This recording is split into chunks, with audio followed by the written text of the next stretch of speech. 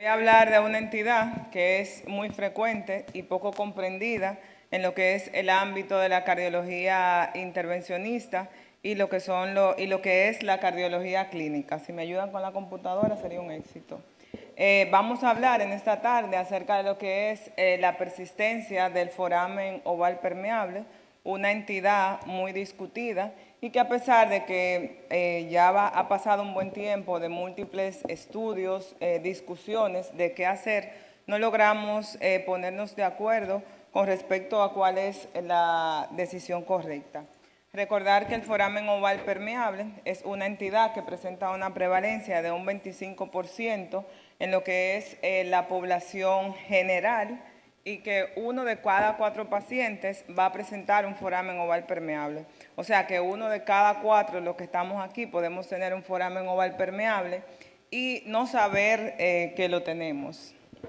Entonces viene la disyuntiva o la pregunta es, ¿todos los pacientes que tienen un foramen oval permeable son candidatos a cierre? Y es por esto que hoy vamos a abordar este tema. Entonces, sabemos que del 40 al 50% de las personas que sufren un ictus criptogénico, que se define como una entidad que no se sabe cuál es su etiología, va a ser secundaria a lo que es un foramen oval permeable. Entonces, no todos los pacientes portadores de un foramen oval permeable van a presentar un stroke y viceversa. No todos los pacientes que presentan un stroke necesariamente tienen que tener un foramen oval permeable. Es importante saber que esta entidad es más frecuente en pacientes jóvenes, especialmente en pacientes que se deben pensar esta entidad, en pacientes con ausencia de factores de riesgo cardiovasculares, como es la hipertensión arterial, la diabetes mellitus tipo 2 y la presencia de ictus previos. En cuanto a lo que es la valoración del foramen oval permeable, hay características importantes que tenemos que tener en cuenta a la hora de plantearnos lo que es el cierre o qué tipo de abordaje vamos a utilizar. Para lo que es, sabemos que en el foramen oval permeable, en lo que es la anatomía y la fisiopatología, sabemos que tanto cuando se produce la maniobra de Valsalva o cuando hay hipertensión pulmonar, hay un shunt de derecha a izquierda, que es lo que favorece la presencia de eventos embólicos paradójicos. Aquí les pongo algunos de los factores de riesgos anatómicos asociados a alto riesgo en lo que es el foramen oval permeable, como un defecto de mayor de 2 milímetros, que tenga una longitud de mayor de 10 milímetros. Sabemos que estos pacientes tienen un riesgo mayor porque este túnel sirve como un sustrato anatómico para lo que es la formación de trombo con su posterior liberación. Otra entidad muy importante que siempre hacemos mención es el aneurisma del septum mayor de 10 que sea unilateral o mayor de 15 que sea bidireccional o un septum hipermóvil. Otra entidad importante es la presencia de una red de Chiari o de una válvula de Eustaquio. ¿Por qué? Porque por la misma anatomía esto va a favorecer a una redirección de lo que es la sangre para que vaya directo a lo que es el foramen y aumente la incidencia de estos eventos.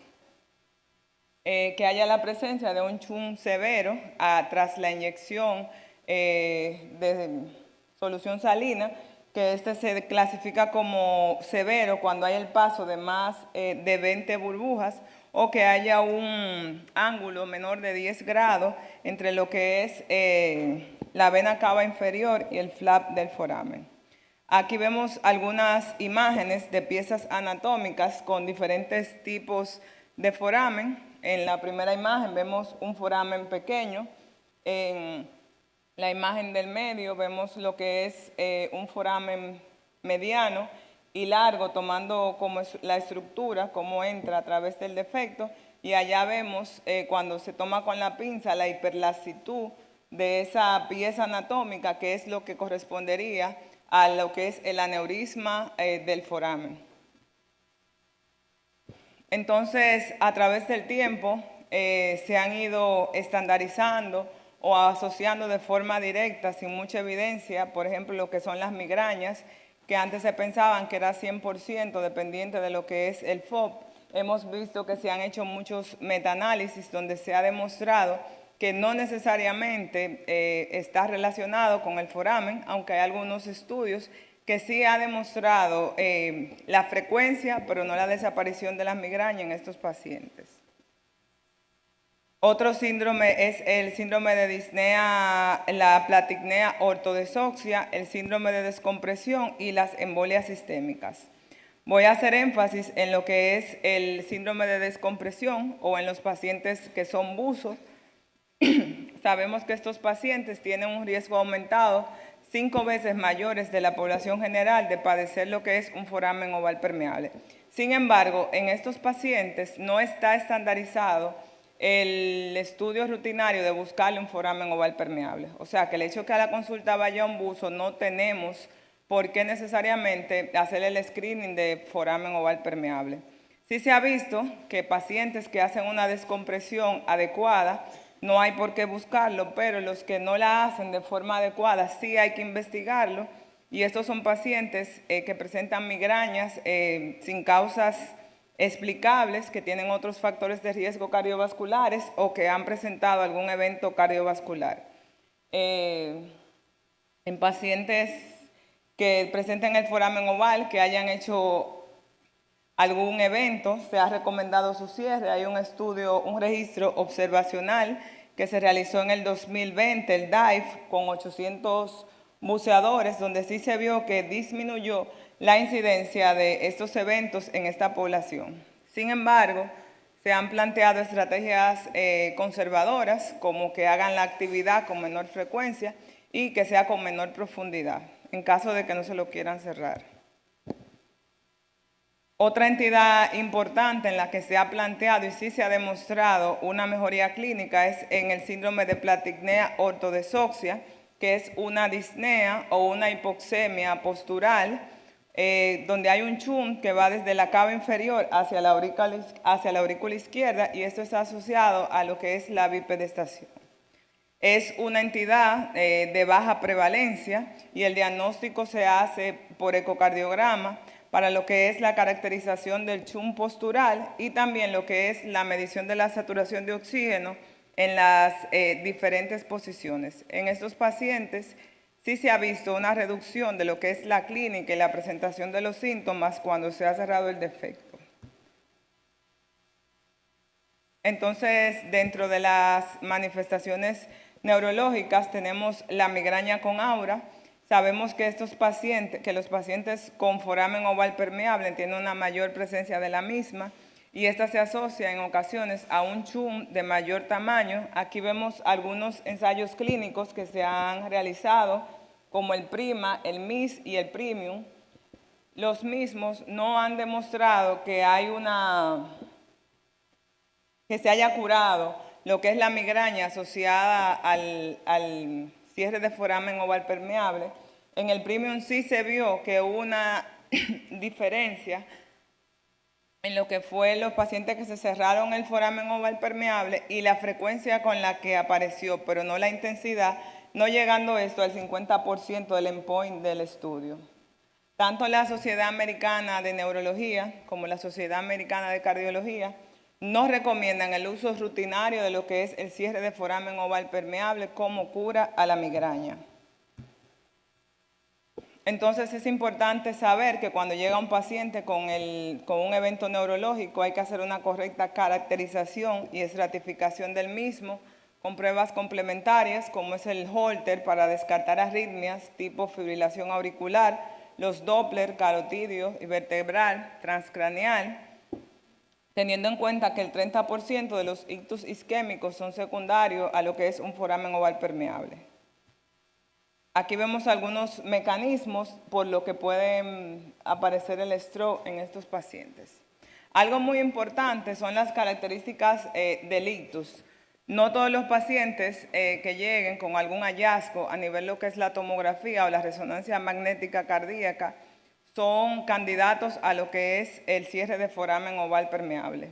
Hacen mucho énfasis en que si el paciente no tiene neuroimagen, no tiene criterio para el cierre. O sea que un TIA no es un criterio para cierre de foramen oval permeable porque no tiene neuroimagen.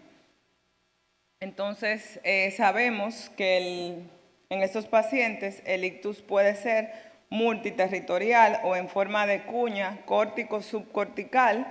Puede haber déficit neurológico máximo desde el inicio. Aquí vemos algunas características de lo que es el patrón de los infartos en lo que es asociado al foramen oval permeable y asociado a lo que es la fibrilación auricular, Por lo regular, los pacientes, la característica que los diferencia es que son de mayor tamaño, mayores áreas cuando son asociados a fibrilación auricular. Ahí hay una oclusión mayor arterial y el déficit neurológico por lo regular es mayor en pacientes con ictus asociado a fibrilación auricular que a foramen oval permeable.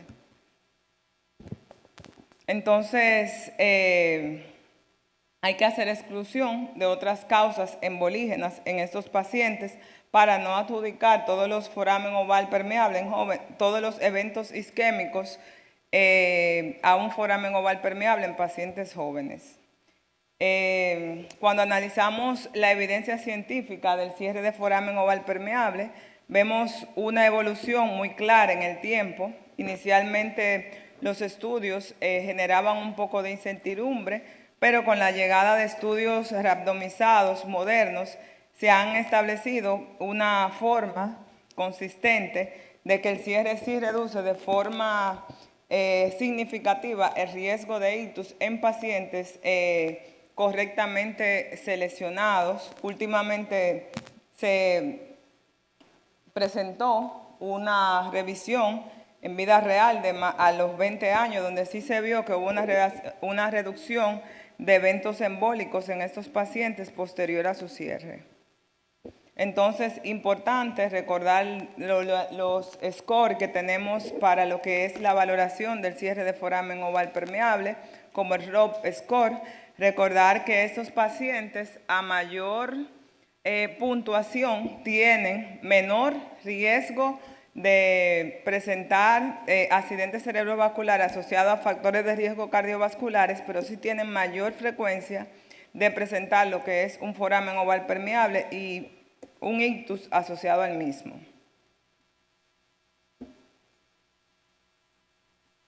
Aquí vemos este estudio, siempre es importante recordarlo, el de FAINS Trial, que es en este estudio sí se incluyeron pacientes mayores de 60 años y con factores de riesgo cardiovascular elevado. Este es un esquema que aparece en la guía o en el consenso de expertos de la guía SKY, donde nos dice que la ruta correcta es hacer un ecocardiograma torácico, si es positivo o si hay paso de burbuja, escalamos a lo que es el eco transesofágico. Entonces, si esto es positivo va a cierre, pero si es negativo ahí se queda el estudio. Entonces, recordar la prevención secundaria. Los pacientes mayores de 60 años de edad siguen representando una zona gris, ya que no hay estudios que demuestren que en eso hay un aumento en lo que es la supervivencia, aunque actualmente se lleva a cabo el estudio CLOSE-2, el COASH Issues, para ver si estos pacientes realmente presentan beneficio. ¿Y qué hacemos con los pacientes con esta población que no es candidato a lo que es el cierre de foramen oval permeable? En estos pacientes se recomienda lo que es la antiagregación.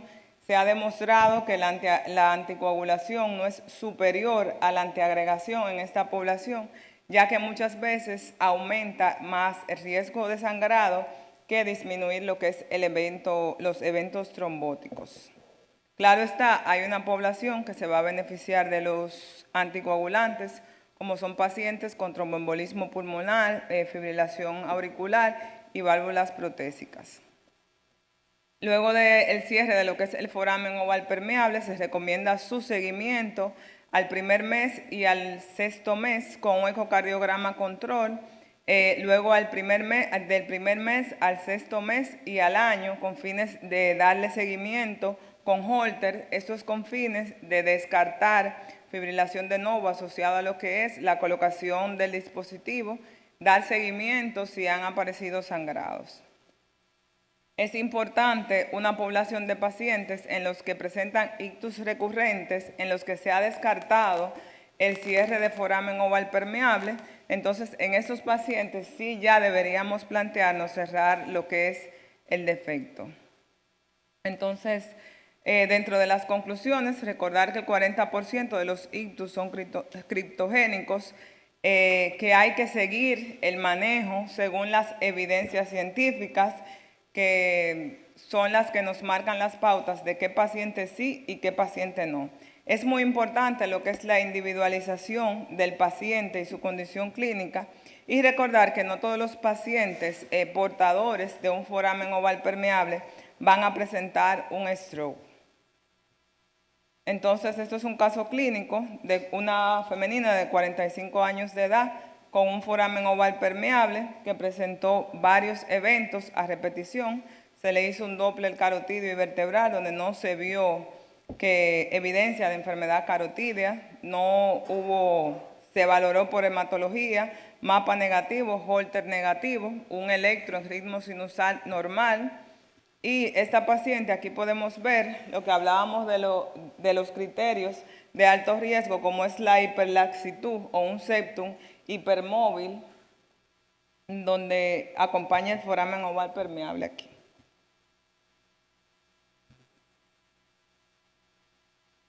Aquí vemos el paso de burbuja y aquí se midió el defecto. Entonces este paciente se llevó a lo que fue el cierre de foramen oval permeable de forma exitosa. Gracias.